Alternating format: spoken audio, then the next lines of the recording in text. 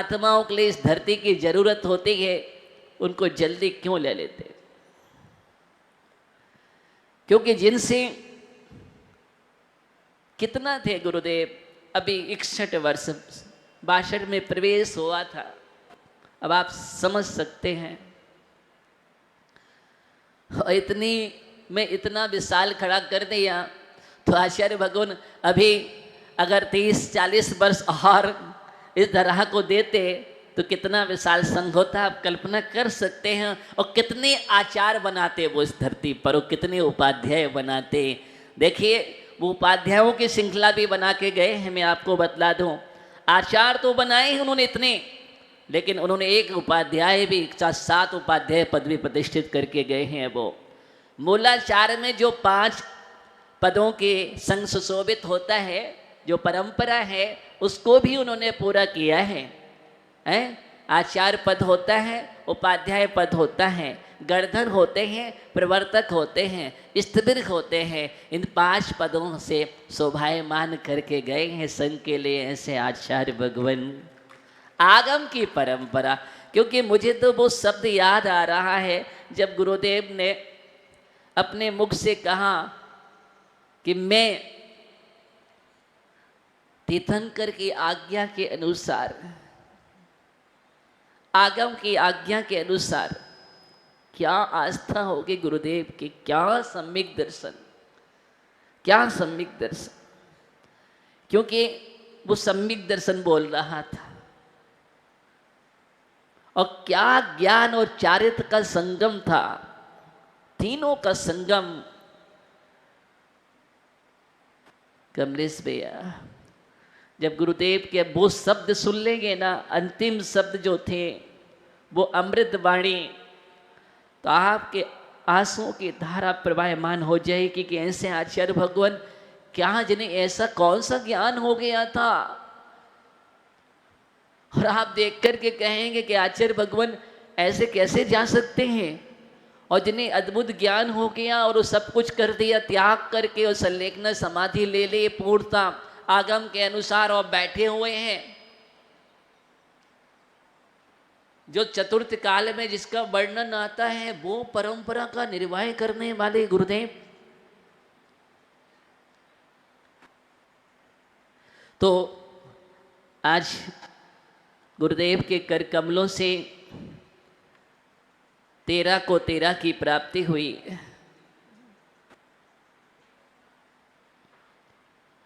13 को 13 की प्राप्ति हुई थी। 13 प्रकार का चारित्र होता है, आगम में लिखा है। तो वह गुरुदेव से मिला। मैं तो कहता हूँ गुरुदेव सब मेरा नहीं था, सब तेरा ही था, सब तेरा था, और तेरा ही है, तेरा ही है। जब तक निर्वाण की प्राप्ति नहीं हो जाए तब तक तेरा ही है। मैं तो कहता हूं ऐसे गुरुदेव जब तक निर्वाण की प्राप्ति नहीं होती है, ऐसे गुरुदेव ही मिलते रहे, और क्या चाहिए। आज हम यहाँ पर निरंतर भगवान की भक्ति कर रहे हैं, आराधना कर रहे हैं। हमारे चुल्लक जी विश्व माधव सगर जी भी, इनको भी गुरु कर कमलों से संस्कार का वो अहोभाग्य प्राप्त हुआ था। साथ में निश्चित ही, और इनके लिए नाम दे दिया विश्व माधव। क्या बात है गुरुदेव। मार्दव शब्द का साथ प्रयोग है, अमृतता का प्रतीक है, तो वही मार्दवता इनके अंदर है। गुरुदेव ये जैसा दिया, बस यही मैं इनके लिए भी आशीर्वाद दे रहा हूँ। कैसी मार्दवता जो गुरुदेव ने दी है, वही मार्दवता को खिला करके अपने जीवन में रखना निरंतर। ऐसा महान अनुष्ठान चल रहा है यहाँ। मुझे एक और अद्भुत आह्लाद भी उत्पन्न हो रहा है अनुष्ठान को देख करके। बस गुरुदेव बराबर याद आ रहे हैं। लेकिन आचार्य भगवान विशुद्ध सागर जी महान अध्यात्म योगी से जब चर्चा करता हूँ तो उनसे चर्चा करते करते भी बस यही, और वो भी, लेकिन फिर भी इस धरती को जो दिया गुरुदेव ने वो तो अद्भुत ही है। आज हम कल्पद्रुम महाविधान कर रहे हैं, शताब्दी महोत्सव मना रहे हैं, खुशी हैं, हर्ष है। और इस हर्ष के साथ एक बात ध्यान रखना, हम धीरे धीरे भक्ति की गंगा में और अद्भुत गहराई में प्रवेश करते जा रहे हैं। पंडित जी, अजीत जी शास्त्री, निश्चित ही जितने यहाँ पर चक्रवर्ती बैठे हैं, क्योंकि चक्रवर्तियों के द्वारा किया गया महानुष्ठान है। आगम की बात कर रहा हूँ, आप महापुराण को उठा करके देखना। महापुराण में 38वें सर्ग में आचार्य जिनसेन स्वामी ने 4 प्रकार के पूजा का वर्णन दिया है और वहाँ पर उल्लेख किया है। पहली पूजा जिसको हम कहते हैं नित्यमय पूजा होती है, सदार्शन पूजा भी कहते हैं, जिसके लिए दूसरे प्रकार के वहाँ पर सर्वतोबद्ध पूजा का उल्लेख आया है। जो सर्वतोबद्ध पूजा महामंडलेश्वर राजाओं के द्वारा की जाती है। और तीसरी पूजा का उल्लेख वहाँ पर है कल्पद्रुम महापूजा। कौन सी पूजा?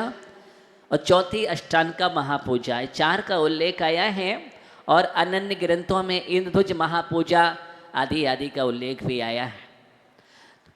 तो कल्पद्रुम महापूजा का अर्थ क्या है? चक्रवर्ती कि भिक्षिक दान करते हुए ये महापूजा करता है। आज मैं बतला रहा हूँ, क्योंकि अभी आपका किमिक्षिक दान नहीं चल रहा है। कौन सा? किमिक्षिक दान का मतलब होता है मुँह मांगा दान करना। कौन सा? अब ध्यान रखना वीरेंद्र जी, मुँह मांगा दान का मतलब होता है, और उसी का नाम कल्पद्रुम महापूजा है। कौन सी पूजा है? कल्प शास्त्र की बात बतला रहा हूँ। कल्पद्रुम महापूजा में किम इच्छिक दान, किम इच्छिक दान, किम इच्छित का मतलब होता है सुख जी आपकी क्या इच्छा है। समझ रहे हैं? आपके पास जो आ जाए और आपसे कहे कि मेरी ये इच्छा है, तो बस अब आप मना नहीं कर सकते हैं, उसको तत्काल वैसा दे देंगे। क्या करेंगे? कि मिक्षिक दान का मतलब ये होता है, जितने भी चक्रवर्ती हैं सब के मिक्षिक दान करते हैं। इस बात का ध्यान रखो, सब के मिक्षिक दान करते हैं। इसलिए कि मिक्षिक दान, आज आप दिग्विजय यात्रा में जाएंगे, हाँ, आप विचार करिए। अब दिग्विजय क्या है? अब आपके जीवन में तो विजय ही विजय है। क्या है? यहाँ भी विजय है ना, हाँ। अब कहीं विजय और दूसरे विजय भी है, तो वहाँ विजय, वहाँ विजय, जहाँ देखो, और कहीं सुदर्शन भी है। हाँ, चक्रवर्ती के चक्र रत्न का नाम सुदर्शन। हाँ, तो एक और विजय है, दूसरी ओर सुदर्शन है, और बीच में कहते हैं वीरों के इंद्र वीरेंद्र हैं।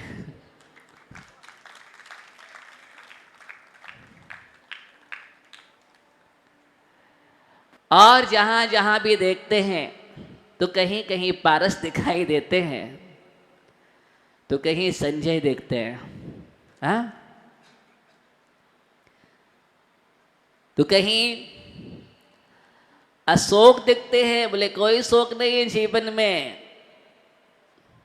कहीं दिनेश दिखते हैं, दिन के ईश हैं जी, रात के ईश नहीं है। तो और कहीं कहीं जीवन में सुशील भी है तो संतोष भी है। हाँ, ऐसे तो चक्रवर्ती बने हैं। तो अब सोचो, चक्रवर्ती में नरेश, नरेश तो मतलब ही होता है चक्रवर्ती होता है। हाँ, नर का ईश। और कहीं अजित भी है। नाम देखो आप, चक्रवर्ती को नाम देखो, इस स्थापना निक्षेप वाले नाम बतला रहा हूं। तो ऐसे अच्छे अच्छे नाम अलंकरण हैं यहाँ पर। तो एक और मनोज भी है। अब आप पप्पू नहीं है,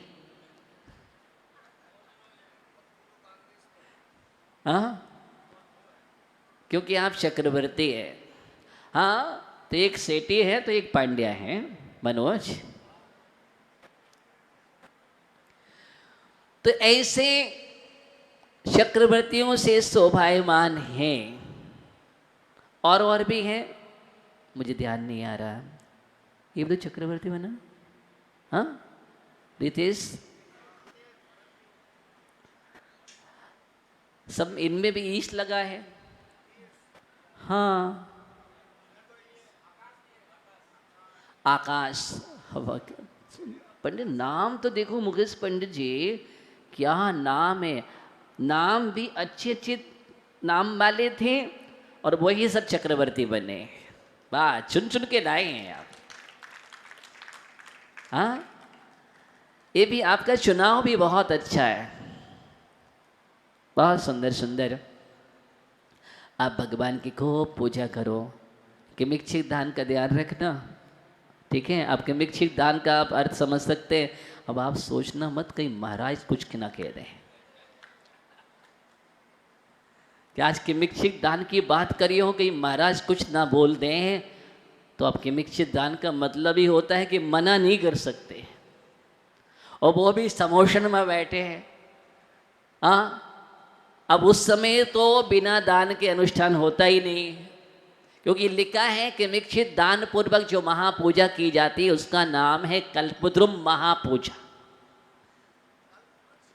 कल्पद्रुम महापूजा, द्रुम का मतलब ही वृक्ष होता है, और जो कल्प वृक्ष है जो मांगो वो मिलता है। ऐसी कल्पद्रुम महापूजा वो है जो इस महापूजा में एक बार बैठ गया भगवान की भक्ति करने के लिए, उसके जीवन में वही मांगा मिलता है, जो मांगो यहाँ पर वो मिलता है।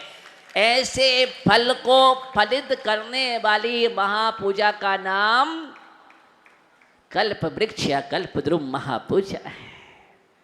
आप उसमें बैठे हैं ज्ञानी हो।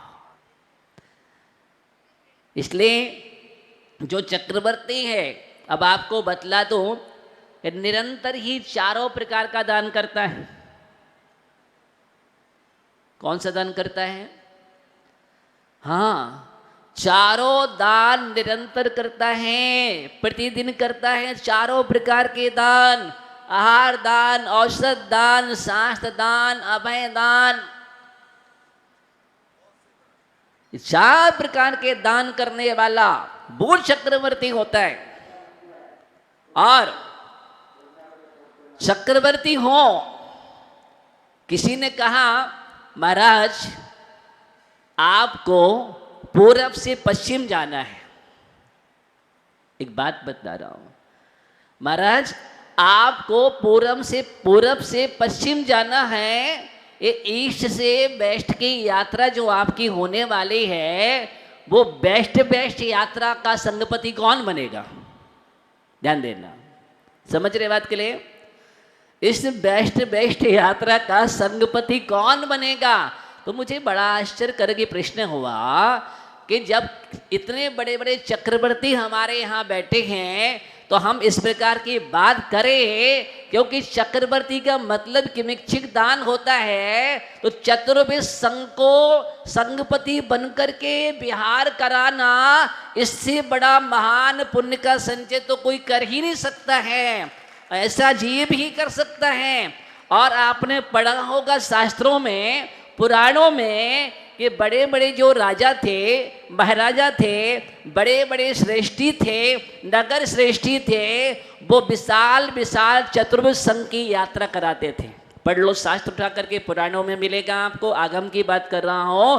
और वो संघपति बन करके विहार कराते थे, क्योंकि पता है इससे बड़ा पुण्य संचय हो ही नहीं सकता है। इससे बड़ा पुण्य संचय क्यों? क्योंकि साक्षात चलते फिरते तीर्थों का, किसका? चलते फिरते जो तीर्थ भगवान कहे गए हैं, परमेष्ठी कहे गए हैं, इन चीतन तीर्थों का विहार कराना, इससे बड़ा जीवन में पुण्य संचय नहीं हो सकता है। और ये पुण्य 16 करण भावनाओं में बैयावर्ती साधु समाधि के अंतर्गत आता है, आचार भक्ति और प्रवचन भक्ति के अंतर्गत आता है, ये दर्शन विशुद्धि में भी कारण बनता है, और प्रवचन वसलत आदि और मोक्ष मार्ग जो भावना है, मार्ग वश आदि मार्ग प्रभावना, इन सब में समाविष्ट हो जाता है। इसलिए वो यात्रा कराने वाला जीव भी तीर्थंकर प्रगति के बंद के लिए कारणभूत पुण्य का संचय करता है, और वो आगामी भाव में ऐसा पुण्य संचय कर लेता है। आपको बतला दूं, इसलिए संघ की यात्रा कराना, मैंने उनसे कहा अरे ये तो प्रश्न करना ही नहीं चाहिए मुझे। जब कल्पद्रुम महामंडल विधान चल रहा है, 25-25 चक्रवर्ती बने हैं, तो फिर आवश्यकता नहीं प्रश्न करने की, एक आवाज में सब तैयार हो जाएंगे। महाराज ये तो 1600-1700 किलोमीटर का बिहार है, आप कहो तो लाखों किलोमीटर का बिहार भी हम लोग करा सकते हैं, ऐसी भावना रखते हैं। तो ऐसे कल्पद्रुम महापूजा हम सभी कर रहे हैं, और समय आपका हो गया है। इतना ही कहना है, हम अपने जीवन में ऐसे महान पुण्य का संचय करें, खूब भगवान की भक्ति करो, आराधना करो, अपने परिणामों की निर्मलता को प्राप्त करते हुए निरंतर आगे बढ़ते रहो।